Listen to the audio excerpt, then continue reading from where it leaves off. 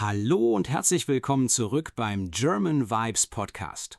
Hier lernt ihr Deutsch mit echten Gesprächen aus dem Alltag, natürlichen Dialogen und praktischen Beispielen, die euch helfen, sicherer zu sprechen. Ich bin Lukas. Und ich bin Emma. Schön, dass ihr heute wieder dabei seid. Heute sprechen wir über ein Thema, das für viele Deutschlernende schwierig ist. Wie stellt man sich richtig vor? Genau. Viele Menschen hören die Frage, erzähl doch etwas über dich.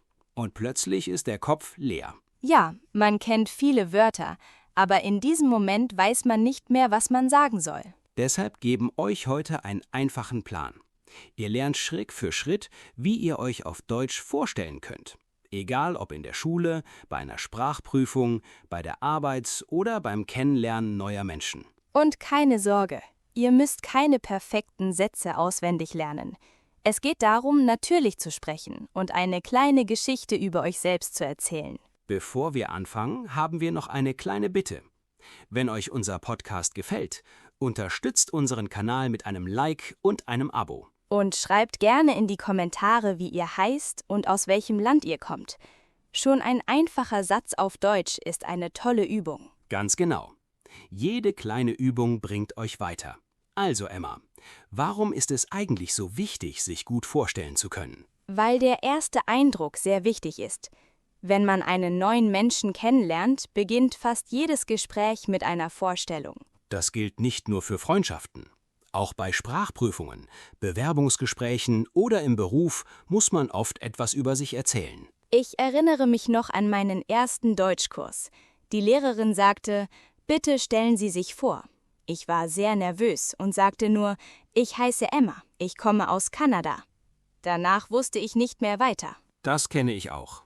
Vor einigen Jahren nahm ich an einem Sprachaustausch teil. Alle saßen im Kreis und jeder musste sich vorstellen. Obwohl ich viele Sätze vorbereitet hatte, sagte ich am Ende nur, ich bin Lukas und ich mag Pizza. Das Problem war nicht die Sprache, sondern die fehlende Struktur. Genau. Deshalb zeigen wir euch heute eine einfache Struktur, die euch Sicherheit gibt. Aber zuerst müssen wir über verschiedene Situationen sprechen, denn man spricht nicht überall gleich. Die erste Situation ist informell. Zum Beispiel auf einer Party, in einem Café oder beim Treffen neuer Freunde. Hier spricht man locker und freundlich. Man erzählt etwas über seine Hobbys oder Interessen. Dann gibt es halbformelle Situationen. Zum Beispiel einen Kurs, ein Seminar oder ein Treffen mit Kollegen. Hier spricht man etwas professioneller.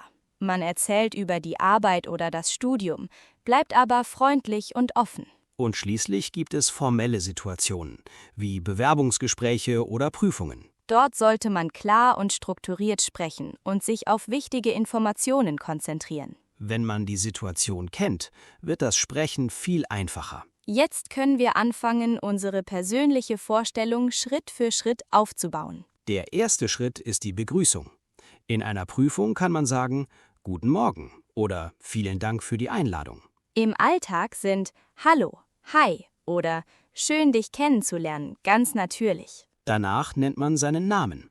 Zum Beispiel, ich heiße Lukas oder mein Name ist Lukas Weber. Dann spricht man über seine Herkunft.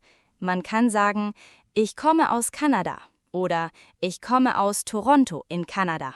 Wenn man umgezogen ist, kann man auch sagen, ich komme ursprünglich aus Deutschland, aber ich wohne jetzt in Spanien. Dadurch entstehen sofort neue Gesprächsthemen. Danach sprechen viele Menschen über ihre Arbeit oder ihr Studium. Man kann sagen, ich arbeite als Lehrerin oder ich studiere Informatik an der Universität. Je genauer man ist, desto interessanter wird die Vorstellung. Und das Wichtigste ist, sprecht mit Selbstvertrauen.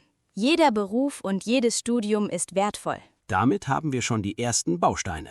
Begrüßung, Name, Herkunft und Beruf oder Studium. Und daraus kann man bereits eine kleine und natürliche Vorstellung machen. Nachdem wir über Name, Herkunft und Beruf gesprochen haben, kommt oft eine andere Frage. Mit wem wohnst du oder wie sieht deine Familie aus? Ja, diese Fragen hört man sehr oft. Die Antworten müssen gar nicht kompliziert sein. Zum Beispiel kann man sagen, ich wohne mit meinen Eltern oder ich wohne mit meinem Bruder in einer Wohnung. Manche Menschen wohnen allein. Dann kann man sagen, ich wohne allein in einer kleinen Wohnung. Oder ich teile mir eine Wohnung mit einer Freundin. Viele sprechen auch über Geschwister. Man kann sagen, ich habe eine Schwester und einen Bruder. Oder ich habe 2 ältere Brüder. Wenn man keine Geschwister hat, sagt man einfach, ich bin Einzelkind. Zum Beispiel könnte ich sagen, ich komme aus Kanada, wohne in Barcelona und lebe mit meiner Schwester in einer kleinen Wohnung. Und ich könnte sagen, ich wohne mit einem Freund zusammen und meine Familie lebt in einer anderen Stadt. Ihr müsst nicht eure ganze Familiengeschichte erzählen. 1 oder 2 Sätze reichen völlig aus. Genau. Danach kommt ein sehr interessanter Teil, eure Hobbys und eure Freizeit. Denn hier lernen die Menschen eure Persönlichkeit kennen. Man kann sagen, in meiner Freizeit lese ich gerne Bücher.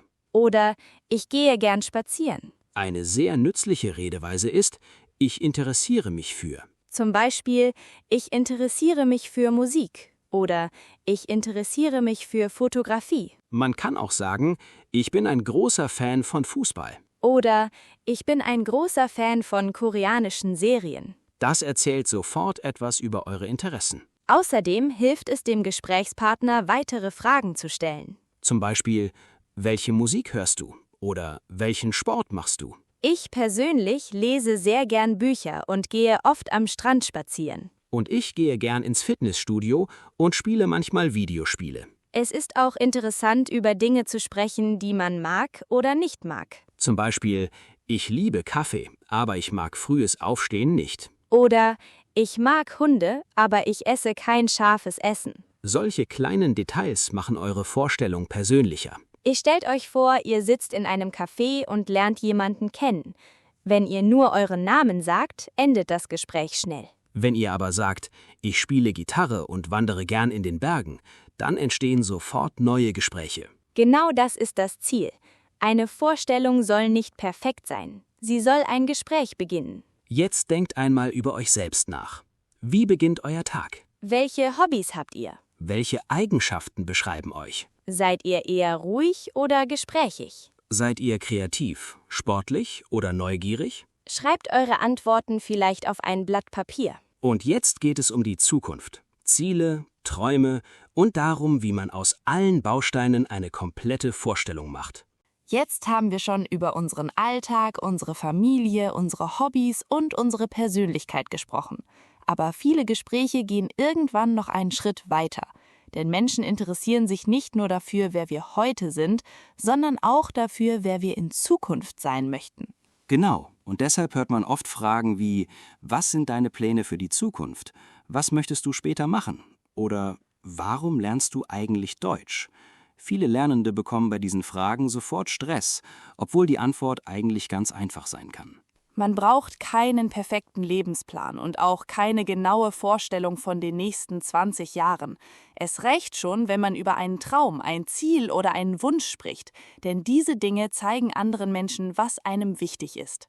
Zum Beispiel kann man sagen, in der Zukunft möchte ich mehr reisen und neue Länder kennenlernen. Oder mein Ziel ist es, besser Deutsch zu sprechen, damit ich in Deutschland arbeiten kann. Ich finde diese Fragen besonders interessant, weil man dadurch die Motivation eines Menschen kennenlernt.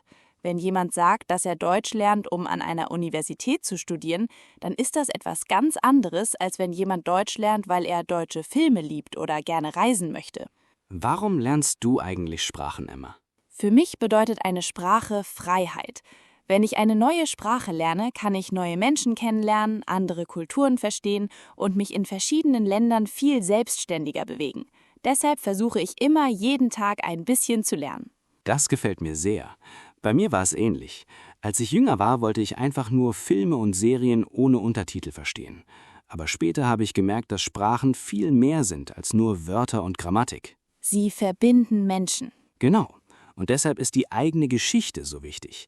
Wenn ihr euch vorstellt, erzählt ihr nicht nur Fakten, ihr erzählt ein kleines Stück eures Lebens. Stellen wir uns vor, wir treffen jemanden auf einer Reise. Die Person fragt uns, warum lernst du Deutsch? Man könnte antworten, ich lerne Deutsch, weil ich später in Deutschland studieren möchte und weil mich die Kultur sehr interessiert. Oder ich lerne Deutsch, weil ich beruflich bessere Möglichkeiten haben möchte und weil ich gerne neue Menschen kennenlerne. Diese Antworten sind persönlich und ehrlich. Und sie helfen dabei, ein echtes Gespräch zu beginnen. Manchmal fragen Menschen auch, was ist dein größter Traum? Das ist eine schwierige Frage. Ja, aber auch eine sehr schöne. Als ich 16 Jahre alt war, wollte ich unbedingt die Welt bereisen. Ich hatte eine große Karte in meinem Zimmer und markierte alle Länder, die ich irgendwann besuchen wollte. Viele Menschen fanden das unrealistisch, aber dieser Traum hat mich immer motiviert. Und heute? Heute möchte ich weiterhin reisen, neue Kulturen kennenlernen und Menschen helfen, Sprachen zu lernen. Das ist ein schönes Ziel.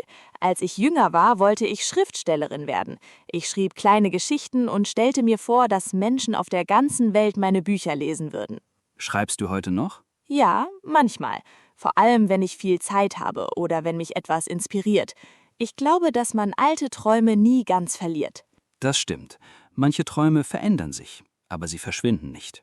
Liebe Zuhörerinnen und Zuhörer, denkt einmal kurz darüber nach. Was möchtet ihr in 5 Jahren machen? Wo möchtet ihr leben? Welche Sprache möchtet ihr sprechen? Welchen Beruf möchtet ihr haben?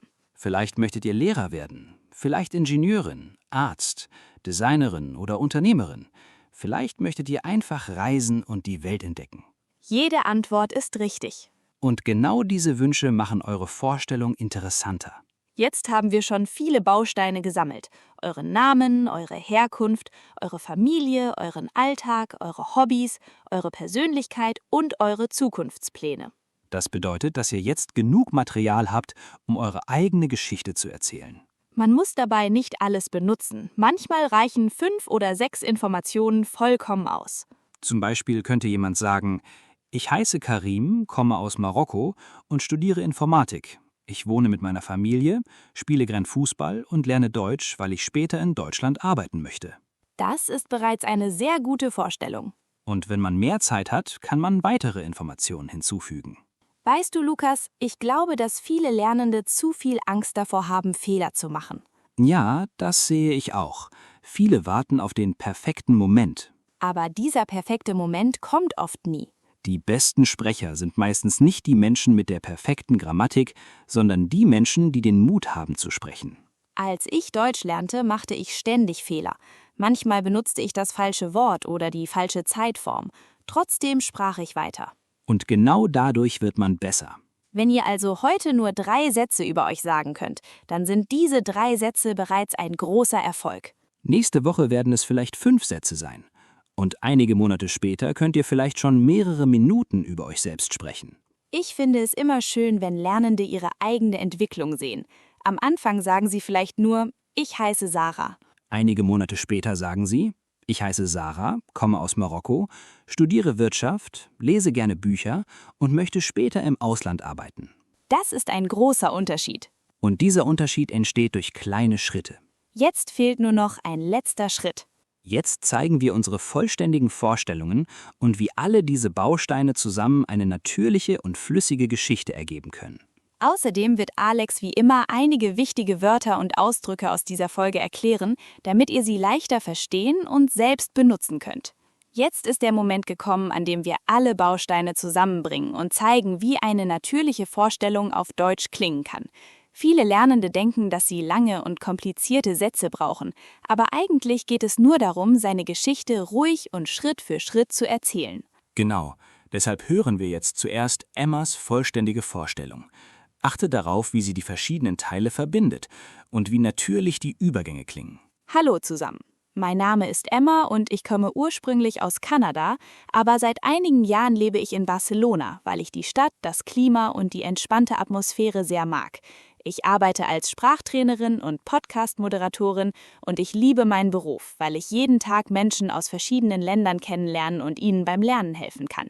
Ich wohne mit meiner Schwester in einer kleinen Wohnung in der Nähe des Stadtzentrums und meine Eltern leben noch in Kanada. Außerdem habe ich einen jüngeren Bruder, der an der Universität studiert und sich sehr für Technik interessiert.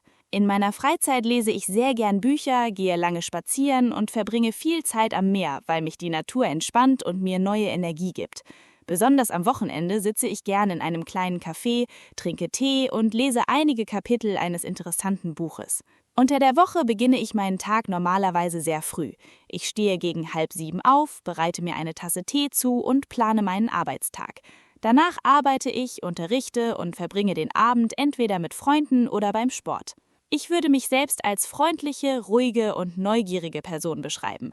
Am Anfang bin ich manchmal etwas scheiben, aber wenn ich mich wohlfühle, rede ich sehr gern und interessiere mich für die Geschichten anderer Menschen. Für die Zukunft wünsche ich mir, noch mehr Länder zu besuchen, verschiedene Kulturen kennenzulernen und weiterhin Menschen beim Sprachenlernen zu helfen. Mein größtes Ziel ist es, anderen mehr Selbstvertrauen zu geben, damit sie ohne Angst sprechen können. Vielen Dank, Emma. Deine Vorstellung klingt sehr natürlich und gibt uns ein klares Bild von deinem Leben. Jetzt bin ich an der Reihe. Hallo, ich heiße Lukas und komme aus Deutschland. Zurzeit lebe ich in einer großen Stadt, wo ich als Lehrer und Content Creator arbeite. Schon als Kind haben mich Sprachen und andere Kulturen interessiert. Deshalb habe ich mich später entschieden, im Bildungsbereich zu arbeiten. Ich wohne zusammen mit einem guten Freund, den ich während meines Studiums kennengelernt habe. Meine Familie lebt in einer kleineren Stadt und ich versuche, sie so oft wie möglich zu besuchen.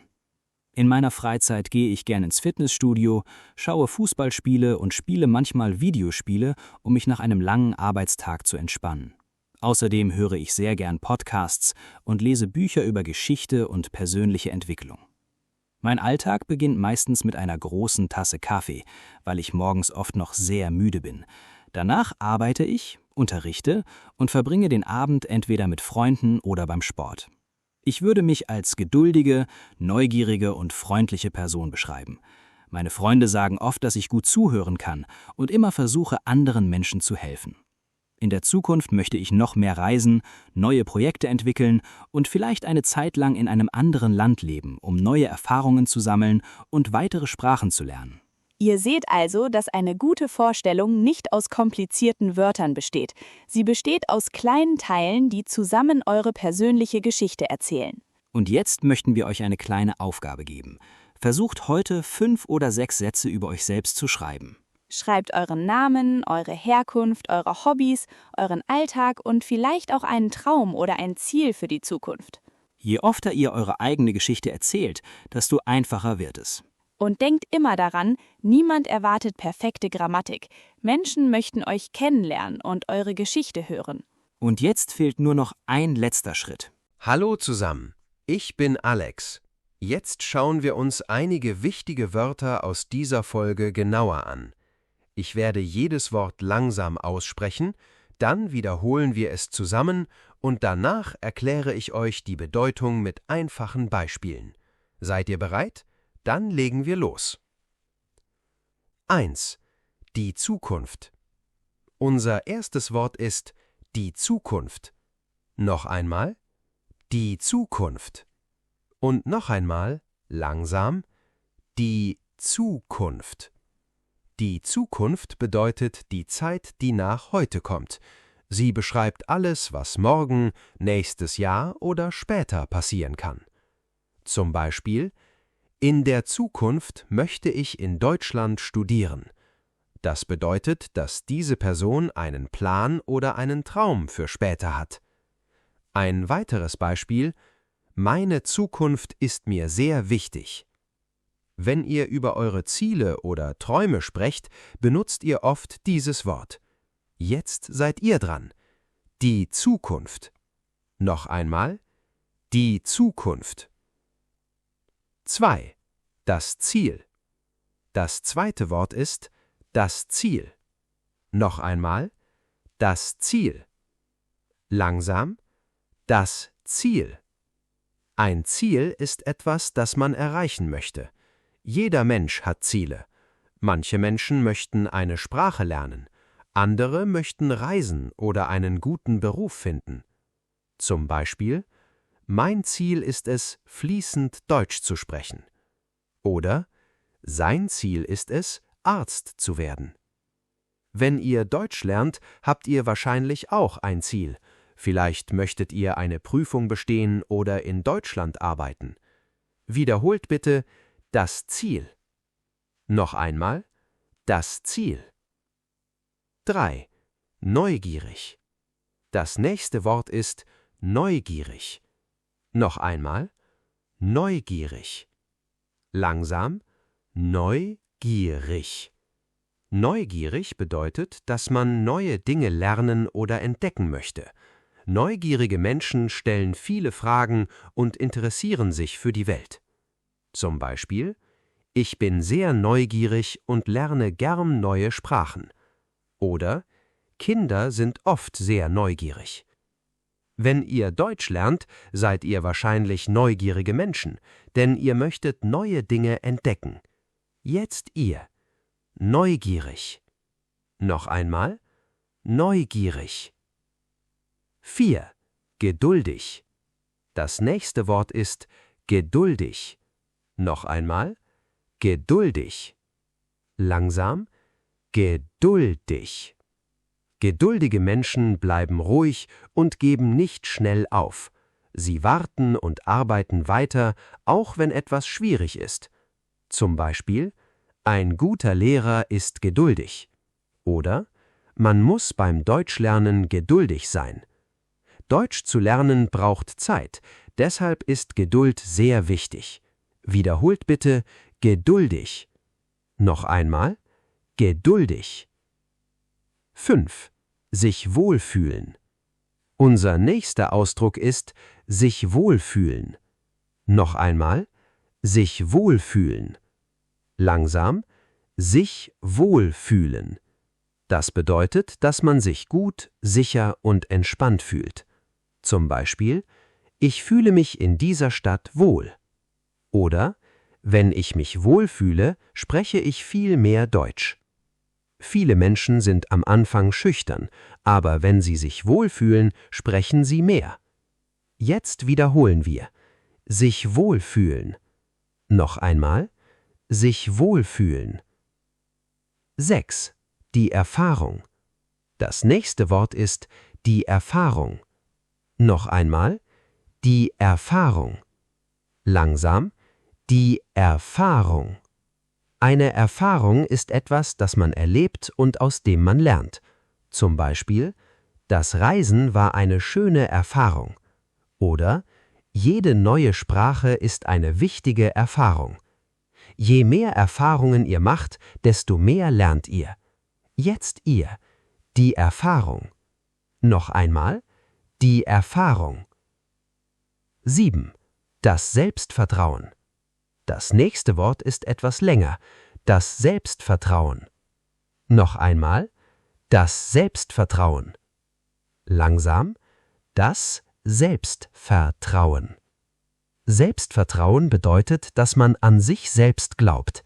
Zum Beispiel: Deutsch sprechen gibt mir mehr Selbstvertrauen. Oder: Mit viel Übung wächst das Selbstvertrauen. Viele Lernende kennen die Wörter, aber ihnen fehlt das Selbstvertrauen. Deshalb ist Sprechen so wichtig. Wiederholt bitte: das Selbstvertrauen. Noch einmal: das Selbstvertrauen. 8. Die Motivation. Das nächste Wort ist die Motivation. Noch einmal: die Motivation. Motivation ist der Grund, warum wir etwas tun. Zum Beispiel: Meine Motivation ist es, im Ausland zu arbeiten. Oder: Musik ist meine Motivation beim Lernen. Wenn ihr ein Ziel habt, bleibt eure Motivation meistens stärker. Jetzt wiederholen: die Motivation. Noch einmal: die Motivation. 9. Der Traum. Das nächste Wort ist der Traum. Noch einmal: der Traum. Ein Traum ist etwas, das ihr euch für eure Zukunft wünscht. Zum Beispiel: Mein Traum ist es, die Welt zu bereisen. Oder: Ihr Traum ist es, Ärztin zu werden. Träume geben uns Energie und Motivation. Jetzt ihr. Der Traum. Noch einmal: der Traum. 10. Die Herausforderung. Unser letztes Wort ist die Herausforderung. Noch einmal: die Herausforderung. Langsam: die Herausforderung. Eine Herausforderung ist etwas Schwieriges, das man schaffen muss. Zum Beispiel: Deutsch lernen ist eine Herausforderung. Oder: Die Prüfung war eine große Herausforderung. Aber Herausforderungen helfen uns, besser zu werden. Jetzt wiederholen wir zusammen: die Herausforderung. Noch einmal: die Herausforderung. Super gemacht! Heute haben wir 10 wichtige Wörter gelernt. Die Zukunft, das Ziel, neugierig, geduldig, sich wohlfühlen, die Erfahrung, das Selbstvertrauen, die Motivation, der Traum und die Herausforderung. Versucht jetzt 3 oder 4 dieser Wörter in euren eigenen Sätzen zu benutzen. Je öfter ihr ein Wort hört, sprecht und benutzt, desto leichter bleibt es in eurem Gedächtnis. Und denkt daran, Deutsch lernt man nicht nur mit den Augen, sondern auch mit den Ohren und mit der Stimme. Deshalb wiederholt die Wörter laut und habt keine Angst vor Fehlern. Vielen Dank, dass ihr heute wieder beim German Vibes Podcast dabei wart. Wir hoffen, dass euch diese Folge geholfen hat, selbstbewusster Deutsch zu sprechen und eure eigene Geschichte Schritt für Schritt aufzubauen. Denkt immer daran, dass man nicht perfekt sein muss, um eine Sprache zu sprechen. Jeder kleine Satz, jedes neue Wort und jedes Gespräch bringt euch ein Stück weiter. Genau. Vielleicht konntet ihr heute nur ein paar neue Wörter lernen oder einige neue Sätze mitnehmen. Das ist vollkommen in Ordnung, denn Sprachen lernt man nicht an einem einzigen Tag, sondern Schritt für Schritt. Wichtig ist nur, dass ihr weitermacht, regelmäßig übt und keine Angst davor habt, Fehler zu machen. Nehmt euch heute ein paar Minuten Zeit und schreibt eure eigene Vorstellung auf Deutsch. Erzählt etwas über euren Namen, eure Herkunft, eure Familie, eure Hobbys, euren Alltag oder eure Zukunftspläne. Jede Geschichte ist anders und genau das macht das Sprachenlernen so interessant. Und wenn euch diese Folge gefallen hat, dann unterstützt unseren Kanal mit einem Like und einem Abo. So verpasst ihr keine neuen Folgen des German Vibes Podcasts und helft gleichzeitig unserer kleinen Deutsch-Community zu wachsen. Schreibt uns auch gerne in die Kommentare, aus welchem Land ihr kommt, warum ihr Deutsch lernt und welches Ziel ihr in der Zukunft habt. Wir lesen eure Kommentare sehr gerne und freuen uns immer, eure Geschichten kennenzulernen. Vielen Dank, dass ihr eure Zeit heute mit uns verbracht habt. Ihr habt nicht nur einen Podcast gehört, sondern auch etwas für eure Zukunft getan. Bleibt neugierig, bleibt motiviert und glaubt an euch selbst. Und vergesst nicht, jeder fließende Sprecher war einmal Anfänger. Passt gut auf euch auf. Und wir hören uns ganz bald wieder. Tschüss und bis zur nächsten Folge beim German Vibes Podcast. Tschüss und bis zur nächsten Folge beim German Vibes Podcast.